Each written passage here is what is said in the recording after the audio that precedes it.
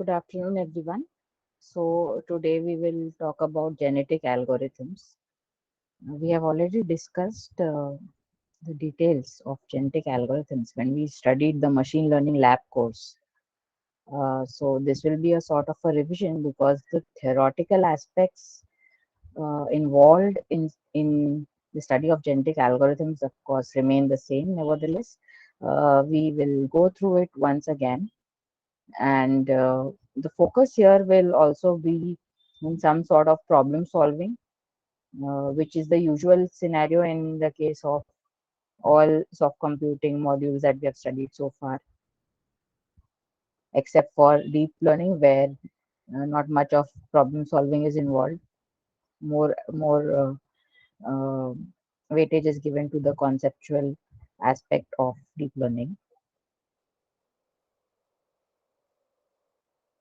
So this is the outline for this lecture. So first of all, we will look at an introduction to genetic algorithms. Then we'll be looking at the biological background involved. So what is the inspiration for genetic algorithms? Because all the soft computing techniques that we have studied so far, they draw their inspiration from the biological counterparts. And the genetic algorithm is also having a similar story. Then we will look at what is the flow of a simple genetic algorithm. Then what are the GA operators, and then some sort of problem solving using GA. So to begin with, genetic algorithms were introduced by John Holland in the 1970s in the University of Michigan when he was doing his research. And these algorithms are adaptive heuristic search algorithms. They use certain set of heuristics to work as search algorithms. So, uh, largely, when the search space or the problem space that is involved is very huge, it's a huge search space, then you can go for genetic algorithms. And it is based on the evolutionary ideas of natural selection and genetics. So, so the inspiration that it draws is from the natural selection and genetics that is involved, biology. So, also one point to note is that the principle on which it works is nothing but the principle of the survival of the fittest. So it was uh, coined by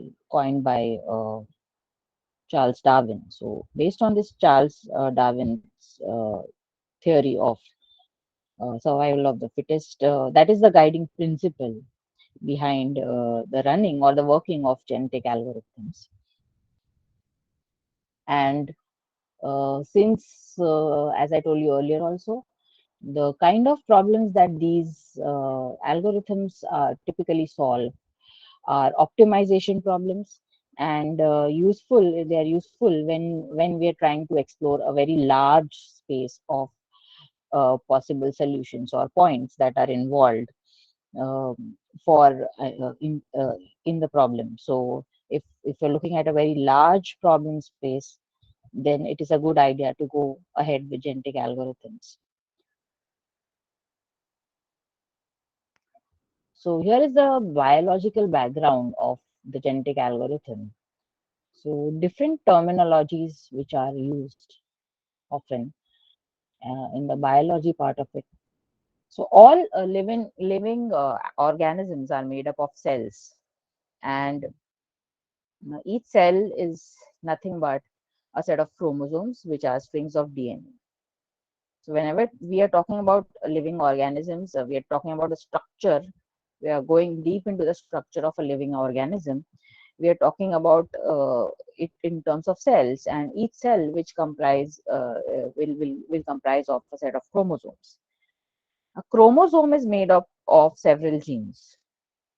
So the elements of chromosomes are nothing but genes. And what is a gene? What is the meaning of a gene? each gene actually is a particular trait. So it is actually encoding some kind of an encoding for a particular trait, which is going to represent some particular characteristic or some trait of an individual. So, for example, the color of eyes is determined by some gene. There is some distinct gene which is going to represent the eye color of a person. Now, when we talk about the next concept, that is alleles. So alleles are nothing but possible forms of the same gene or values that a gene takes. So for example, so there is a gene for eye color. So there is some gene called uh, XYZ for eye color, right? So XYZ is a gene. Let me call some gene XYZ, which is denoting eye color. And the value that this gene takes is called an allele. So say XYZ is equal to blue. So allele is nothing but a possible value for a gene. So eye color can be brown or it could be blue or it could be black or whatever combinations depending on the structure of the gene. Okay. The position. So when I'm talking about cell, I'm talking about chromosome. So the chromosome is comprising of several genes. Now this chromosome is, since it is comprising of several genes, so each gene has a location on the chromosome. So there's a chromosome and there are several genes inside the chromosome, right? So there's a chromosome, there are several genes. So there's one, so for example, eye color gene is present here. Okay. So this point is called as a locus. The position of the gene is called, in the chromosome, is called the locus. Okay. And then some more terminology, like what is a genome? So the complete set of genetic material is called a genome. So whenever I'm talking about an individual, so for example, you're talking about a class of humans, okay, or a category of flying insects, or you're talking about of animals, okay. So each such category or each such class will have a distinct set of genetic material which is going to represent that individual. So which is going to represent individuals of that class. Okay. So there is a separate, for example, horse is represented by some genetic material, man is represented by some other genetic material. So the complete set of genetic material for an individual is called a genome. Okay. So different classes will of individual of living organisms will have different set of genetic material, different genomes. Okay.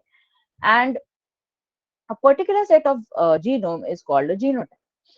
So it's a type, genotype. And then what will happen is, for each of these genotype, there is a phenotype.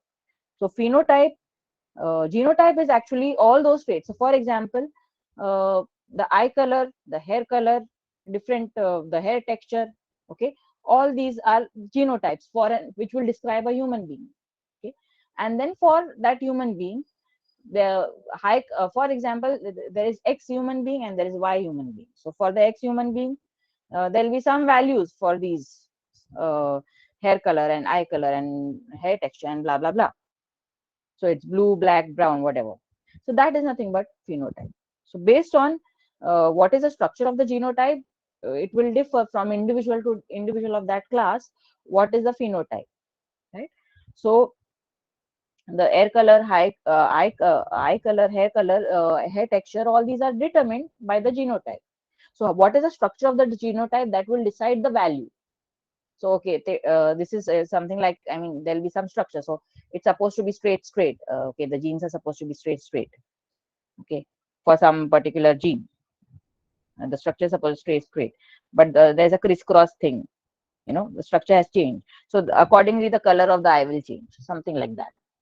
Okay, so that is what is a phenotype. And then you have what happens is, during reproduction, there is recombination of these chromosomes. There's among the genes, there's a recombination, and that is known as crossover. So genes from parents form in some way the whole new chromosome. So in some way they are mixing up. There's a mixing up of genes, and that produces a new chromosome. Okay, that procedure, that process is called as crossover. So crossing over of genes. Similarly, the new offspring which is created after this crossover can then be mutated. Okay, so something changes in the structure, some kind of a mutation happens in the DNA. So some element is changed, some bit is changed. So so after copying, some kind of tweak is happening, that is nothing but a mutation. Okay, so these are the processes which actually exist in the biological scenario. And in fact, these are the processes which are used in the artificial part of it. In the algorithm also, these aspects are borrowed, and that is how the problem is actually characterized by mean in terms of chromosomes and genes and crossover and mutation. These are the processes which are happening. The same processes are copied in the artificial algorithm that we have, that is a genetic algorithm. So with this background, let us talk about the genetic algorithm. So, so whenever we are talking about a genetic algorithm, we always have a set of solutions which we form initially, okay, which is called as a population. So a set of chromosomes we are working with. Always, a simple genetic algorithm is not working with a single chromosome, a single individual. We always have a set of such individuals or chromosomes. So this entire set that we have is called as a population. So all this whatever I'm talking about right now, it is a sort of a revision. So you have already done that experiment on genetic algorithm. So hope you can recollect and associate it with it and see what are the missing aspects, missing points in your work, whatever you have done. So that is called as a population. And then what we do is we start with some initial population, and then as the algorithm progresses, the set of individuals that it was working with, it keeps on changing, evolving over time. So we have, from one generation we move on to the next generation and so on, okay, in the hope that the next generation will be better than the previous one. So that is the idea of a genetic algorithm. So solutions which are, how do we do that? So that is done in accordance with the fitness. So there is some mathematical computation which is involved, that is nothing but the fitness. And is it the same for all problems? No. For every problem, it is a unique solution. So it depends on the nature of the problem. Okay. So all the solutions which are selected, which are going to go for the next generation, or which are going to mate or undergo crossover mutation for the next generation, these are selected on the basis of the fitness. So fitness is nothing but the ability to survive and pass on to the next generation. So higher the fitness, better is the chance of that individual or that chromosome to go into the next generation. So the next generation is obtained by crossover mutation, by exchanging the individual genes. That is what is happening. I mean, the same concept is borrowed. That is what I told you. And then finally, where this process will keep on continuing, but it will stop at some point. And that is when the stopping criteria, you decide whether you need to stop after a few generations, or your fitness becomes constant after some time, and then you decide, okay, this is the final fitness that it can achieve, and then you stop. Okay, so this is the flow of a simple genetic algorithm. So this is just a schematic of the same process. So generate the initial population, evaluate the individual fitness, whether the stopping criteria is met or no. If yes, then stop. If no, then generate the population using selection, crossover, and mutation, and then keep on doing this process till the stopping criteria is met. So what are the operators in genetic algorithm? So when we talk about operators that are used in case of a genetic algorithm, these are the four operators. First of all, we have some kind of an encoding or a representation to represent all the data that is involved in as part of the problem. So the chromosomes have certain kind of an encoding, the representation basically of the data. that the GA is going to work with. Okay. Then you have the selection followed by crossover followed by mutation. Now, it is important from theoretical point of view is what is important is you should know what are the types, which are the traditional types of these operators. So these are the operators, fine. Encoding, selection, crossover, mutation. But what are the types of encoding? What are the types of selection? What are the types of crossover and mutation? Okay. So these you should be able, you should know these. So encoding is, as you know, that you need to represent, it's a representation. So whatever is there, each value that each data point that you have, it has to be encoded into genetic space. And what do I mean by genetic space? By genetic space, I mean the chromosomes. Because when I say problem space or design space, that means that the actual data points, and I need to form a representation in genetic, in terms of the genetic algorithm, and that representation is of course the chromosome in terms of its individual genes that are there. The advantage of working with an encoding is that it became the search space becomes discrete, even though the function is continuous, because we are having an individual representation in terms of bits, and each bit is actually a trait, it's a gene. So bits, or it could be numbers, but then it's no longer a mathematical function or numerical value. It is encoded, and it becomes more evenly spaced. So different types of encoding that are there are, the first one is a very common encoding which most of you have used, that is binary encoding.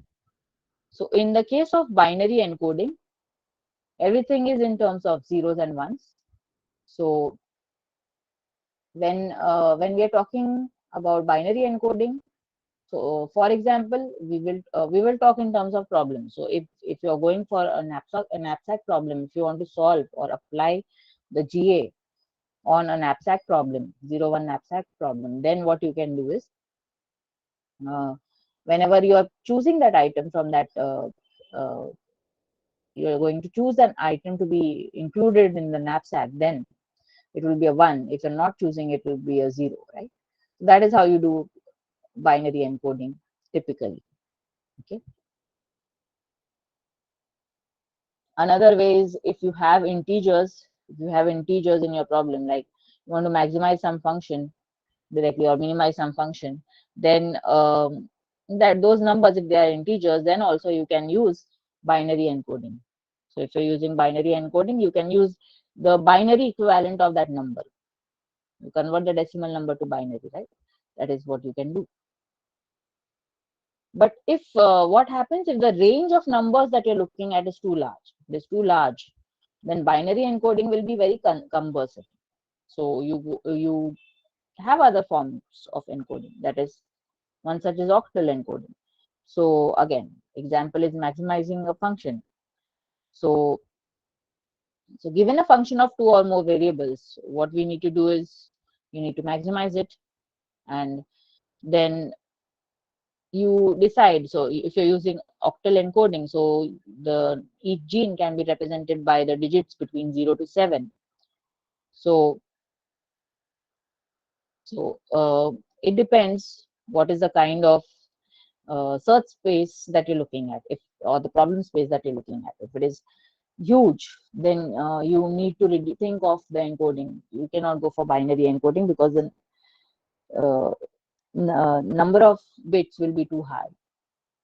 Okay, so accordingly you can change the encoding. So you can go from octal to hexadecimal. Okay, so that is what is given here along with the examples. If the range is from 0 to 4095, then we can fit it in 8 bits, 8 digits of octal, 8 octal digits, right? So similarly, if it is high, range is even higher now. Range has increased. So earlier it was less, and now it has increased. It is 65535. So now again 8-digit hexadecimal code you can use, right? So as the range increases, you can go for different number formats, right? Next type of encoding is permutation encoding. Okay. Now, permutation encoding is useful when you are going for some kind of the problems where order is involved.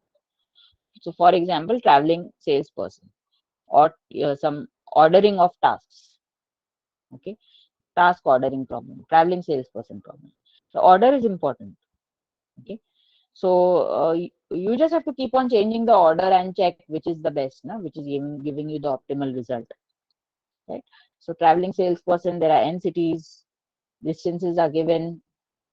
You have to ensure that the traveling salesperson visits each city at least exactly once, not at least exactly once. And then you need to find out which is that sequence which is going to be minimizing the total distance that the traveling salesperson had to cover. So in this case, where your order is concerned, then you should go for permutation encoding. So um, of course, it's just 1, 2, 3, 4, 5 the order that you need to specify here, or some set of tasks that you need to order, some ordering problem that you have. So you can go for permutation encoding. Next is value encoding. Now, when you do not have integers that are involved, you have some numerical values or some other kind of values apart from the integer domain, then you can go for value encoding. Some of you have worked with this. You're finding weights of neural networks. Someone XYZ has done this problem on finding the weights, best weights for neural networks. Okay, so weights you cannot represent using whole numbers.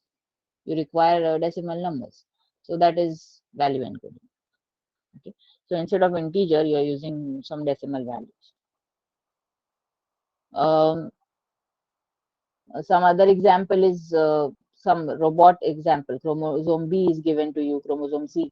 So value encoding could be used in problems like musical sequences of notes, sequence of notes you have. So those are values. Musical notes are there. Okay, or some robot is there. Directions are given, back, right, left, forward. Okay, so in that case, you might not want to go for those other representations. You go for some value encoding. Okay, that is called as value encoding. Next is tree encoding. Tree encoding. Uh, so it is used for genetic programming. Genetic programming basically. So what you do is you actually represent it in the form of a tree. So for example, this is given to you. You have done this, you have used this, you have formed this tree, right? Expression trees. So this is an expression tree. So this is a tree encoding. Or there's some program that you want to represent. So do until step and then wall, something like that. So you go for tree encoding. Not much use, but if you're going for genetic programming kind of problems, you can use. Okay, you just need to know this is also one form of encoding. So these are the forms of encoding. So different forms. You should know the forms of encoding so that if you're asked to list or describe, you should be able to describe with examples. Next is selection encoding. Selection process. So the selection process basically is very, very important because this is going to ensure which or going to decide which of the individuals or chromosomes will be selected for the next generation. Okay, so there are different strategies, different selection mechanisms which are used. So you have the roulette wheel selection, which is a very popular strategy. Then you have tournament selection, rank selection, steady state, elitism. You have, in fact, in the experiment, you have experimented with many of you have experimented with multiple strategies, selection strategies.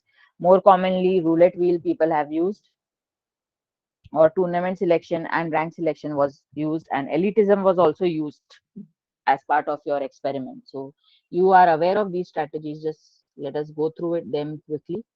So roulette wheel selection, it is also called as a fitness proportionate selection. So the higher the fitness of the chromosome, more is the chance. So it's a wheel, it's a biased wheel that you imagine, right?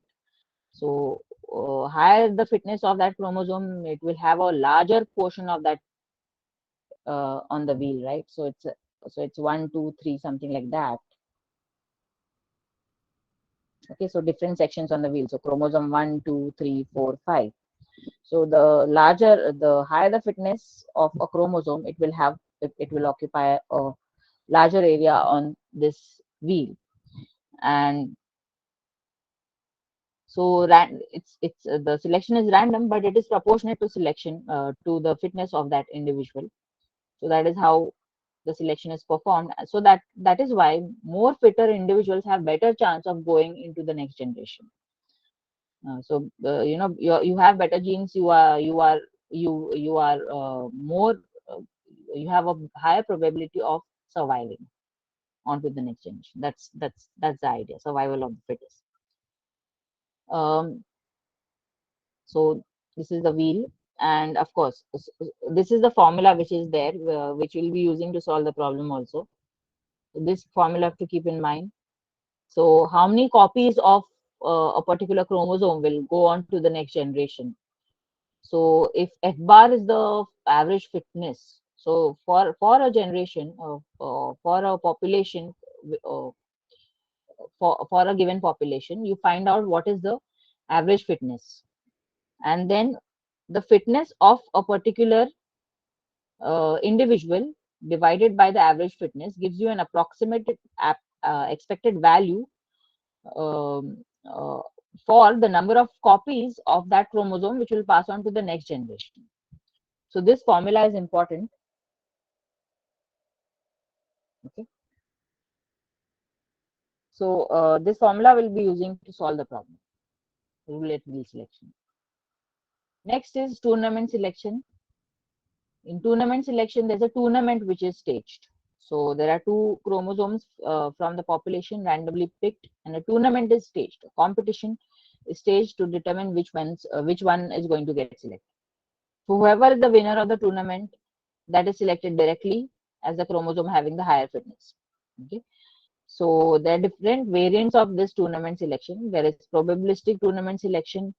So what you do here is you generate a random value between 0 and 1, and you compare it to some fixed value, some selection probability. And if that value is less than, if that random value which was generated, if it is less than or equal to the selection probability, the fitter candidate is selected. Otherwise, the weaker candidate is selected. Okay. So it's similar to roulette wheel, but what you're doing is you're selecting by chance. So by drawing a random value. So for each pair of chromosomes, you are generating a random value, and there's a threshold that you select. So below that threshold, you select the first individual. Above that threshold, you select the second individual. That is how it works. So that is about tournament selection. Many of you have used tournament selection, so you might be aware that there might be variants of this technique. So how it is done. Okay, and of course you can go for more than two individuals for the tournament also. You can have like every time some ranges of random values which you can choose or something like that, different thresholds, something like that, or from amongst, for example, instead of two, you're selecting only you are selecting out of four. That is also possible. Out of four, you're selecting one. Then again you how many copies you want. So it depends on what is your population size. So your population size is 4 example. So what you can do is every time you hold a tournament. So for 1, 2, 3, 4. So whoever wins 4 times, you hold a tournament. It is up to you. Okay. Or if it is 8, you decide. Okay, first do it for the first 4, then I'll do for the next 4. So how many times you are going to hold that tournament, that depends on how many copies you want to generate for the next, you want to select for the next generation of the chromosomes. That is about tournament selection. Next is rank selection. What is rank selection? Rank selection is basically going to remove the problems of roulette wheel selection. So roulette wheel selection is biased. Why is it biased? Is that uh, whenever, so this example that is shown on the left hand side is one typical example where it becomes very biased for this chromosome 1. Chromosome 1 is having a really large share on the wheel, 80% share. On the other hand, there these chromosomes 2, 3, 4 uh, having share very less than 10%, 5, 6, 9, right? So what happens is this roulette wheel selection is going to favor one only, chromosome 1, very often. And so the other will never stand a chance to go on to the next generation, because it is occupying such a large amount of space on the wheel. So to avoid this, you can go for rank selection.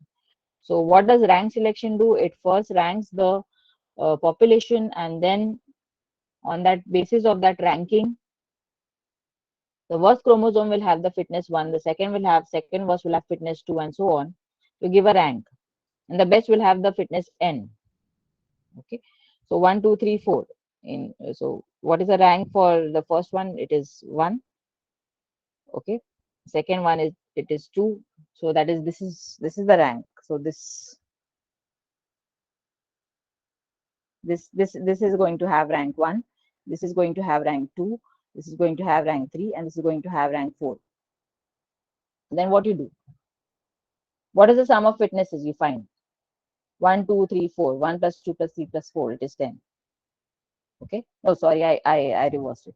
The worst is going to have the, I'm so sorry, the worst is going to have rank 1, then rank 2, then rank 3, and this is going to have 4, right? The best is going to have the rank n.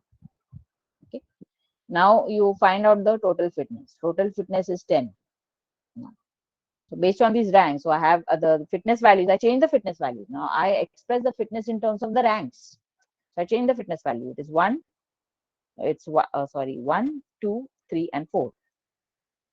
These are the new fitness values. Okay. Now 1 is the worst and 4 is the best, right? Now on the basis of this fitness value, now you compute the total fitness. Total fitness is 10.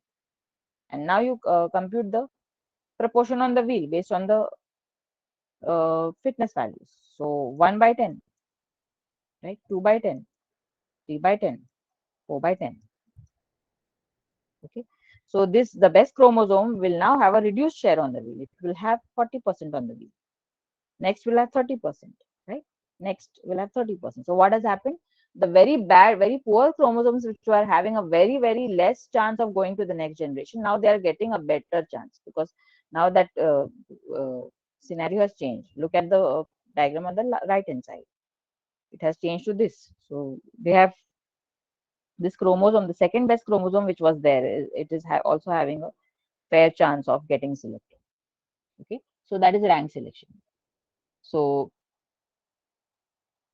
only thing is, ranking is done. In case of rank selection, you are going to use roulette wheel selection later on for computing that what is the share on the wheel of each chromosome. But before that, you're doing a ranking. You're changing the fitness only by in terms of the rank. Okay, so that is rank selection. Next is steady state selection. So basically, what happens in case of steady state selection is the good chromosomes, the first few, the top few chromosomes are selected for creating the new offspring. Okay, so for every generation, the top few are always selected for creating the new offspring. And then some bad, low fitness chromosomes are removed. Very bad chromosomes are there. So usually you're not going to work with 4 and 8 as a population size. You usually have a large population size for real world problems. So you go for 40, you go for 80, you go for 120, you go for 100, whatever it is. Okay, so from this set of chromosomes in the population, you always ensure that the top 10% you're going to use for creating the new offspring. Always, which you rank them in terms of the fitness. Okay, you reorder them in terms of fitness, and see which are the top 10 10%. So out of 100, if I'm talking about 100 chromosomes in one generation, in each generation, then the top 10%, so there are 100 chromosomes that are there, 0, 1, 2, okay, up till 100. So top 10% you're going to use for generating the offspring, always. Okay, and the bad, the lower, the last few, some bad ones you're going to remove, you're going to discard. Okay, maybe the bottom 20% you're going to discard. It could be 10%, 15%. That is subjective. That depends. You have to do some kind of an experimentation and see which is giving you better results. And rest of the population is going to go as it is. So this middle population is going to, whatever it is, 70% is going to as it is to the next generation. So this you're going to recombine. This you're going to recombine and mutate to get the next generation. This you're going to pass on as it is, and this you're going to remove. Okay, so that is what you do. That is called as steady state selection. Every time you're going to follow the same strategy, so it's called as steady state selection. So you are allowing a major part of the chromosomes to survive and pass on to the next generation. Okay, so in the final strategy that we have is elitism. So elitism is the best or a few best chromosomes are copied directly to the next generation, and the remaining chromosomes are selected using any of the above strategies that you use. So you can use combinations of elitism with others.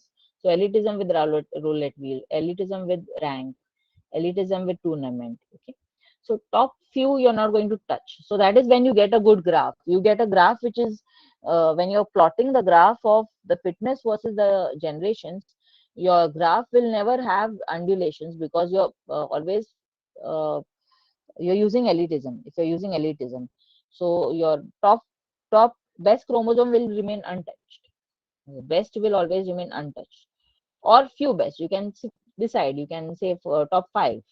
Okay, so that is elitism. So it ensures that the good chromosomes are never lost, and this can increase the performance of GA. As you have seen also, the graph will always be an increasing graph. It will never go have dips in between, right? If you're going for a maximization problem, if you reverse the problem, if it is a minimization, it will always be a decreasing smooth graph, smooth curve that you see. That is elitism. Okay, so you're preserving the good chromosomes. Always you're going to preserve the good chromosomes. That is elitism.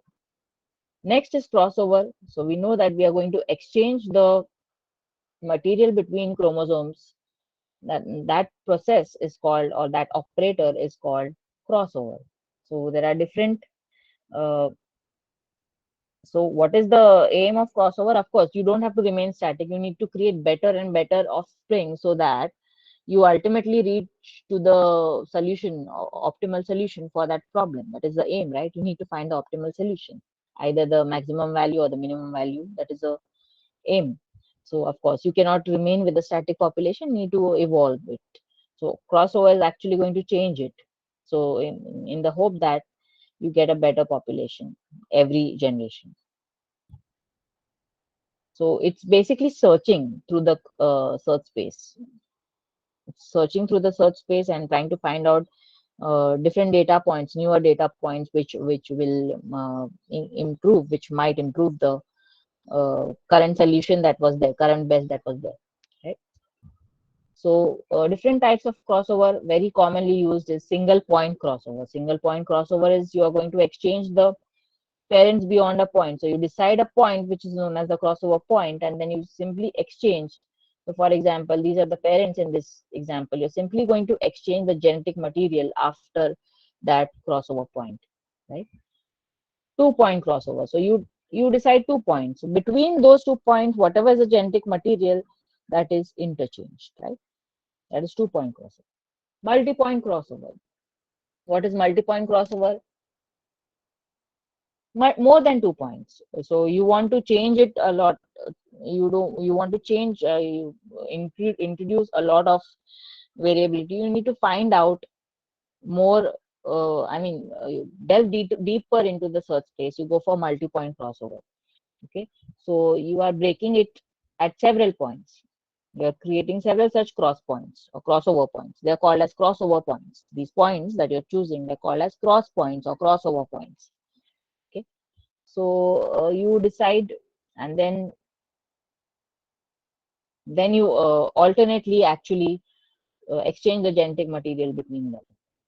Okay, so that is given. There are two cases, either even or odd cross points. So in case of even number of cross points is you treat it as a ring with no beginning and end. Uh, in case of odd number of cross points, what you do is you keep on just alternating it starting from the beginning and create pairs, alternate pairs. So first one will have from the first, then from the second, from the first, then from the second. That is how you're doing it, right? That is multi-point crossover. So in this example, there are three cross points, odd number of cross points. So the first child will have from the first parent, and then it will alternate. It will alternate, right? That is what you see in the diagram. Next type is uniform crossover. So uniform crossover, so each bit from the parent is selected with the probability of 0.5. So so it's something like one is one is coming here, then this zero is coming here, alternate, something like that. It's a probability, so it could change. Sometimes you it's probabilistic, so it's like below 0.5 you generate a random number. If it is below 0.5 you select from the first parent. If it is greater than 0.5 you select from the second parent. Okay? That is uniform crossover. um, Another way is you generate a mask, that is known as a crossover mask, for achieving the same task. Okay, so whenever there's a 1 in the mask, the gene is copied. Again, this mask is randomly generated. So whenever there's a 1 in the mask, the gene is copied from the first parent. And when there's a 0 in the mask, the gene is copied from the second parent. So that is how you're going to do it. So two ways of doing the same thing. Either generate a random number or first create a randomly generated mask and then you use it. Right? So that is uniform crossover. So crossover rate. So what is crossover rate? So you decide some rate on the basis of which you will perform crossover. So it's not that all the chromosomes that you are having in your population will undergo crossover. A percentage of the chromosomes will undergo crossover. So crossover is performed according to a probability. Okay, so you decide the crossover probability. You decide. So usually when we are talking about crossover rate, it is higher, on the higher side. That means the value for crossover rate will range between 0 and 1, but it is on the higher side, so it is above 0.5. So usually the crossover rate typically that is chosen is between 0.5 and 1. You have to vary the crossover rate and see what is the effect of that rate. So the rate at which crossover is taking place in your genetic algorithm will definitely affect the final solution that you have to that problem. Okay, so this is also an experimental parameter that you can use while performing your experiment. Okay, so crossover probability is high because that's going to give you more variability. Okay, it's important that you need to search the space more and more, deeper and deeper. So the crossover rate is usually high. So out of 100, say 70% of the chromosomes are undergoing crossover. So 70 of the chromosomes are undergoing crossover. So again, how do you decide this? You toss a coin. You generate a value and random value. So say if it is, suppose your crossover rate is 0.7. Okay. So you toss a number. Okay, you generate a random number between 0 and 1, and if it is less than or equal to 0.7, then okay, then those chromosomes will undergo crossover. If it is greater than that, then they will not undergo, that pair will not undergo crossover, something like that. Okay. Next is mutation. Mutation, again, you're going to change. Now what is mutation? You're tweaking, you're changing the actual gene, you're changing the value of that gene within the chromosome itself. So you're not looking at two chromosomes at a time. You are looking at a single chromosome at a time, and you're changing the individual gene of that chromosome. That is known as mutation. So different types of mutation. Point mutation is a very common mutation which most of you have used. That is, you're simply changing a gene randomly. Okay. So if you're going for binary encoding, what you have to do is simply you have to choose a gene 0 and maybe some gene, some random gene you're going to choose from that chromosome, and you flip it. So if it is a 0, you make it 1. If it was a 1, you make it 0. You flip it. Okay. So what you need to do is, for each gene that you have in your chromosome, you need to just check with the mutation probability. So if the mutation probability, I mean, you see, you decide the mutation probability, and you will mutate the gene only if it is less than or equal to that mutation probability. If it is greater than that or greater than that mutation probability, you will not touch the gene. You will not mutate. You will not change it. It will remain unchanged. Right? So mutation probability, usually it is kept very low. You don't want to change everything. You don't want to disrupt everything. Or maybe you have got a very good chromosome here, and because of performing mutation for each gene, you are just spoiling that chromosome. For example, it is all ones, and that is the best one. And then you made it all zeros. So that is bad, right? That you have lost it. You have lost the best gene that you had. Sorry, best chromosome that you had. So that is why mutation has to be done sparingly. The rate of mutation is very less that you need to decide. Okay. Some example of point mutation, you are aware of point mutation, so I'm just skipping this. Then there are other types of mutation like replace mutation. So depending on the encoding scheme, so if there's some other encoding scheme where there are numbers, so you need to replace it. So you cannot have a 0 flipped with 1, 1 flipped with 0. No. So what you need to do, you have to actually generate some random number and then put that random number there. Okay. So you select some mutation point. Of course, you have to select a gene. Okay. And for that gene, you decide what are you going to replace it with.